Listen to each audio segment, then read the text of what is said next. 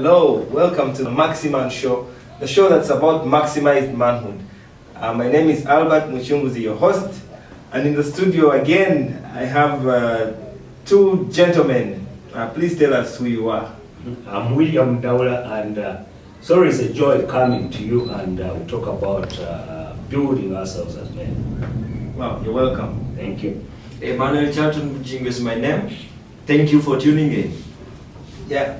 Like I said, this show is about maximized manhood, where we expect that every man's potential will be maximized because God expects us to deliver to our maximum.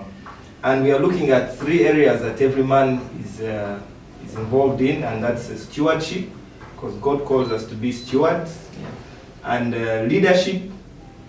As men, we are leaders in every sphere of life, and relationships, because we are relational beings. And today we are talking about the crisis that we see in this world. There's a lot of things that are happening in the world.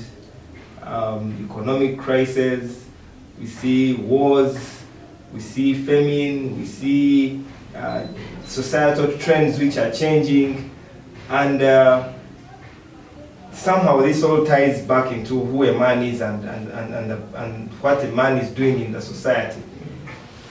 When a man finally leaves this world, is there anything that survives him, Mr. Ndaula? Thank you, Albert. That's a good one. There's something that really survives a man, because you realize that even as people, somebody passes on, people always talk about the character of the man. The man may be buried, but his character will remain. It will not go back. It will not go to the grave. It goes back with the mourners. Because you notice that if you have attended funerals, like I believe many of us have done, that when you have finished burying somebody, you talk about the attributes of this person and what they have been doing and what they have been to you, more so if they have been close. Actually, who are the kind of people that will cry for you when you die, or for any man that you die, when you die? It's not so much the people that will cry because you didn't do certain things, but people's lives that you affected or you influenced for good. People who you give a chance to believe in themselves, people who feel that it's because of that man I am where I am. People who feel that you've been a bridge in their life. Because you know, actually, those of you doing good out there, don't tire doing good. Because you know, somebody will say, but I've helped so many people and I've gotten no help, no appreciation whatsoever. But that's what bridge are there for. Nobody ever passes the bridge and they look back to say, thank you for helping me to cross the river. You just move on, because the bridge connects you to the next one, place where you want to go. And so the character of a man will not go to the grave with the man. It will return with the mourners. So it outsurvives the man. It outsurvives the man and it lives on. That's the legacy of the man. And that's what he has been to the people. If you've been a bad man, wherever they talk about bad people, your name will show up. If you've been a good man, wherever they refer to something good, they will keep on missing you for the way you impacted and affected their lives. Yeah. That's quite key for a man to focus on godly character and making sure that even when he's gone, the people that have been affected can still look back and say, wow, what a man that walked the face of the earth. Right. And Emma, just tell us something about how then what is life composed of? How are we to live our lives? What's life composed of now that we're here? What's life composed of? Yeah. We can't talk about so many things, but we now need to focus on the pivotal components that make up life. Life is composed of our choices, constructed of our words, and then revealed by our character. It's not accidental to be revealed by your character. That's why we talk about private philosophy. That is when your words come in. That is when your choices come in. A combination of all that will be revealed by your character as an individual. I mean, it's like, I remember somebody telling us a story about her pregnancy. I mean, it's like pregnancy. It will never stay in. It keeps growing out, outward, outward, outward, outward, outward, outward, and so on. Same thing. The quality of your choices, the quality of the choices you make, the quality of the words you use as an individual will be reflected and manifested in your public life as revealed by your character. So, Mr. Ndawula, I'll throw this to you. Then how possible is it for a man to have that internal change happen? Is it something I can work on, like I go to the gym and I say that now I have achieved this? How do I get that internal change that will happen to me? That the choices I'll be making will be the right choices, that the words I'll speak will be the right words, and then finally my character will be a God-like character. You see, it is a choice you make. It's a choice you make, and when I use that word choice, I use it very, very carefully, because you realize that many people they're in relationships that don't work, and it's because they believe the relationship cannot work, and because they believe it cannot work, they choose not to do anything about it. It is okay, it happens, and you may disagree on an issue with maybe your spouse or somebody you are working with, but then you must acknowledge that there is a challenge and there is a problem, and then you choose to bring it forth and work on it. Okay? And work on it. So likewise, the godly character in that word, whoever defines the terms dominates the debate. Now when you talk about godly and character, I see two words in there.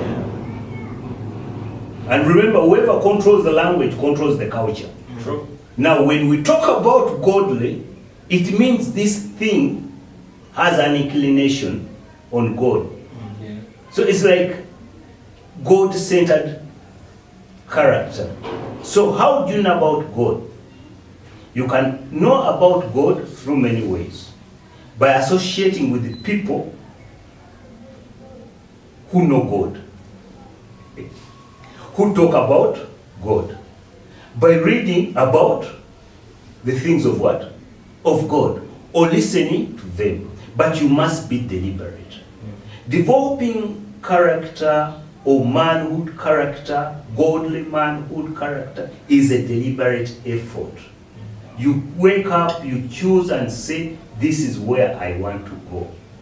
Now when you want to go somewhere, you help somebody to take you there. And you cannot help somebody to take you where they have not been. So you find somebody, especially if you're a young man now listening to us, you are wondering what is, manhood, true manhood, masculinity crisis. Look at somebody you want to emulate. Somebody you want to copy. For instance, for me, in being in business, wherever I found a business role model. Wherever I wanted to start any new business, I would go to him and tell him my idea and tell him everything. Then he would counsel me accordingly. And because I had somebody in my life, it saved me a lot of headache and it saved me from making losses. So even with a man, you should be, there's this program you like the Maxi-Man show.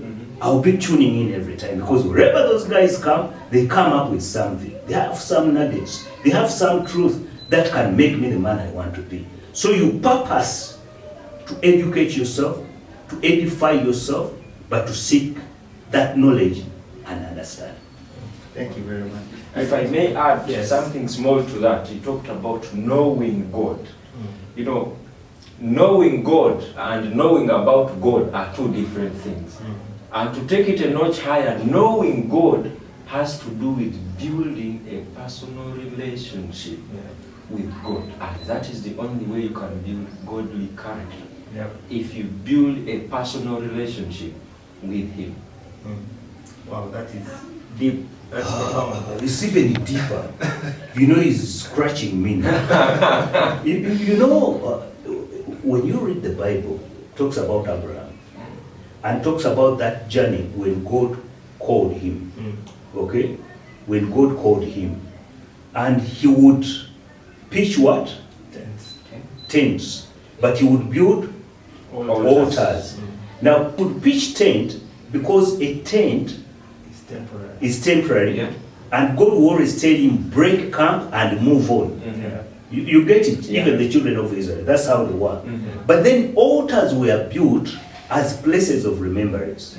That even when they broke camp and they took away their tents, the altars remained. And they were used to trace their journey. Okay? They were used to trace their journey. So when you look at a man now, we are talking about the building process, the bricks that are building a man's life. Well, we are saying that many men now, they are more concerned with the pitching tents.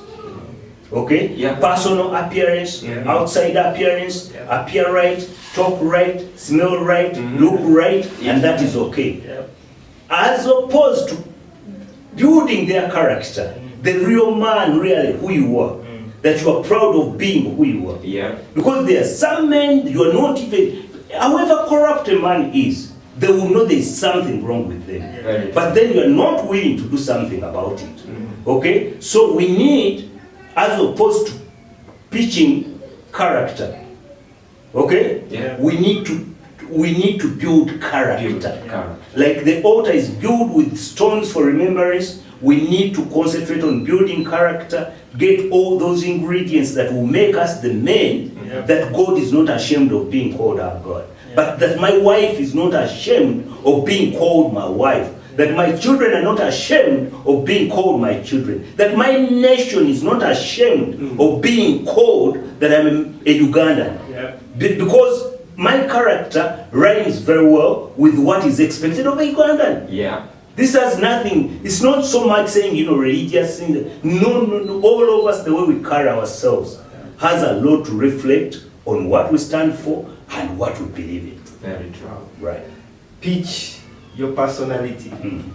You build your character. Character is paramount. Personality is temporary. You can change your personality now and again, but character should be constant. True. And that's what we are learning from what you're saying. We learned that from what you've been sharing, that manhood and Christ-likeness are synonymous. I think just to bring our discussion home, a man building godly character, and the building blocks, our life being constructed by our choices and our words. Manhood and Christ-likeness being synonymous. How do we become like Christ? There's a man out there who wants to build character. Having discovered the truth, how does he build his character? How does he become like Christ? Maybe Emma, you can take it. You've actually given one of the ways one can build their character. One of them is constancy. If we talk about being consistent as men, steadfast, unwavering in all we do and say as men. I love the 26 letters of the alphabet. Actually, they call them the 26 characters of the alphabet. Before I was born, there were 26. I was born, there were 26. I'm now grown up, there are 26. Do they change? No. And I think men are supposed to be like that. Sometimes when I introduce myself, I say, I am a commissioned man, day and night, home and away. 24/7. Wow. Meaning you don't change, whether it is day or night, whether you're home or away, you're the same person. You remain a person of the same character as God is working within you. Consistent as a man, steadfast in your doing and saying. In all your endeavors as a man, you need to value and treasure the element of consistency. We also talk about loyalty. Mm. A man must be loyal. How does it come in? We all want to be treasured and looked at as men that are really good and this, that. But how is your loyalty as a man? What are you committed to? Are you committed to the belief system of godly character? Are you committed to the values of godly character? Are you committed to the life philosophy of God? Then we get to see your loyalty as a man. We talk about submission. Are you submissive? For every man out there, you must submit to a higher authority. And in life, we only have one higher authority. That is Christ Jesus. By submitting to Christ Jesus as men, we get to draw from God. We get to emulate Christ by being submissive. Wow, thank you very much, Emma and Mr. Ndaula. For the man watching out there, you may be wondering, how do I have all these qualities come into my life? What we would like to say to you is that it begins with a simple step of accepting to begin a relationship with Jesus Christ. That's the beginning point. And once you get to know him, once you accept him in your life, then the transformation begins from there. Yeah. And it is a journey. On this show, we remind you that manhood and Christ-likeness are synonymous. Thank you for tuning in. We remain the Maxi-Man Show. I remain your host, Albert Muchunguzi. Thank you very much.